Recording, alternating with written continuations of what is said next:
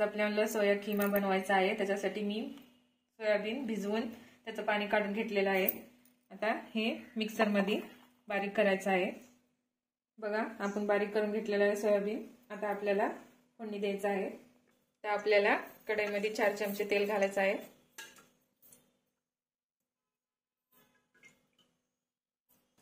तर आपल्याला याच्यामध्ये खडे मसाले घालायचे आहे। त्यासाठी 4 लवंग, दालचिनी, शाजीरा, तेजपत्ता, बारीक चिरलेले कांदे।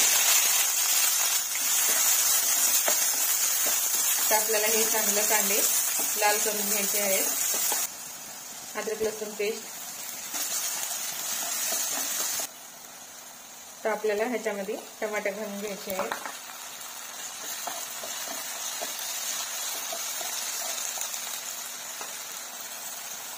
मसाले घालून घ्यायचा आहे। 1 चमचा धने पावडर, 1 चमचा गरम मसाला, अर्धा चमचा हळद, काळं तिखट 2 चमचे। आपल्याला हे चांगले मिक्स करून घ्यायचं आहे। आता आपल्याला मसाला चांगला तेल सुटताना एकजीव करून घ्यायचा आहे। आता आपल्याला याच्यामध्ये सोयाबीन टाकायचं आहे।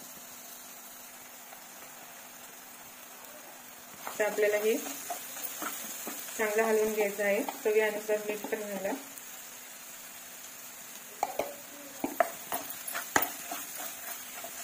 मला चांगलं परतून घ्यायचं आहे।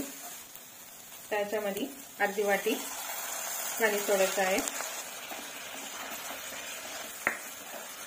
तर आपल्याला वरून कोथिंबीर सोडायचं आहे।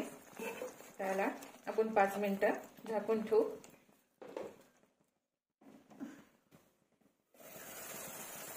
बघा किती मस्त तेल सुटलेलं आहे। आपली भाजी तयार झालेली आहे। बघा आपली भाजी तयार झालेली आहे। सोया किमा भाजी तुम्ही पण ट्राय करा, लाईक करा।